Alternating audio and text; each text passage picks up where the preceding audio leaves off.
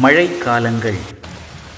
மண்வாசனை வீடெங்கும் மணக்க, குளிர்காற்று நெஞ்சாங்கூட்டை குளிரூட்டி கடக்க, திரண்டிடும் மேகங்கள் பொது ஒளிக்கீற்றை மறைக்க, பற்பல மாதங்களாய் மெல்ல பிடித்து சேர்த்து வைத்த நீர் பறவைகளை குளிர்காற்றின் சாவி கொண்டு கருமேக கூட்டி நின்று மழைக்காலம் திறக்க, பொழிகிறது மழை, வழிகிறது நிலம், விலகியது குறை, துளிர்க்கிறது உயிர். நிலங்களோ தங்கள் மேனியை நனைத்து கொண்டது, மரங்களோ தங்கள் கால்களை நனைத்து கொண்டது, மனைகளோ தங்கள் தலையினை நனைத்து கொண்டது, உயிர்களோ தங்கள் நாவினை நனைத்து கொண்டது. அனைத்தும் உயிர்ப்போடு நின்றது. ஏரி குளங்களோ வாய்ப்பிழந்து நின்றன.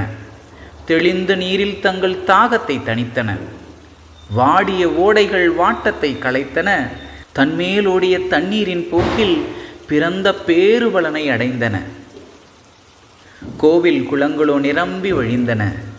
இறங்கி கால் நனைத்து சென்றோரை குனிந்து கை நனைக்க வைத்தன. இருக்கும் கேணிகள் தங்கள் தொண்டை வரை குடித்தன. புதைந்த விதைகளும் உயிர் பெற்று மேல் நோக்கி நகர்ந்தன. நீர் தொட்டியில் அசையும் தங்க மீன்கள் போல் கொதிக்கும் எண்ணெயில் வாழைக்காய் சீவல்கள் சிவந்து பருவம் கொண்டு பஜ்ஜி என்னும் பெயர் பெற்றது. பஜ்ஜி என்னும் மணப்பெண்ணுக்கு ஜோடியாய் ஏழம் மனம் கொண்ட சுகந்தம் பூசி வந்தான் தேநீர் மாப்பிள்ளை. மழை காலத்தில் இவர்களின் திருமணம் ரசனை மனம் கொண்டோரின் திறந்த நல் வாயினில். வடித்த சோற்றிற்கும் மிளகு சேர்த்த கோழி சாற்றிற்கும் சாந்தி முகூர்த்தம் ஒரு புறம். அதுவரை வெப்பத்தை வெறுத்து ஒதுக்கிய பூமத்திய ரேகை வாசிகள் அதே வெப்பத்தை இறுக்கி அணைத்து கொள்ளும் மாற்றங்கள் நிகழ்ந்தன. வானத்தை பார்த்து வரப்பை உயர்த்திய பெருமகன் வீட்டில் பொற்காலம் துவங்கியது. அதுவரை செய்திகள் பார்க்காத பள்ளி மாணவர் கூட்டம் விடியற் காலையில் எழுந்து தொலைக்காட்சியின் முகத்தில் விழித்தனர்.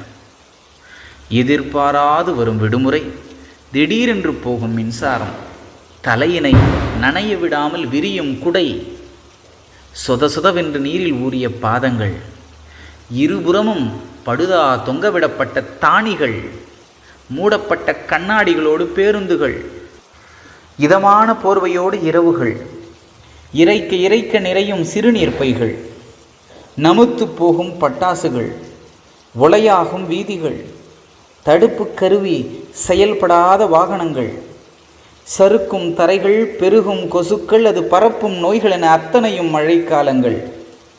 வீட்டின் சுவரெங்கும் ஓதம் பாசிபோல் பரவியது. ஈரப்பதம் நிறைந்த காற்று ஓலை பாய்களையும் தழுவியது. துவைத்த துணிமணிகள் காயமாட்டேன் என்றது. எலி குறித்த மின்கம்பியில் மின்சாரம் கசிந்தது.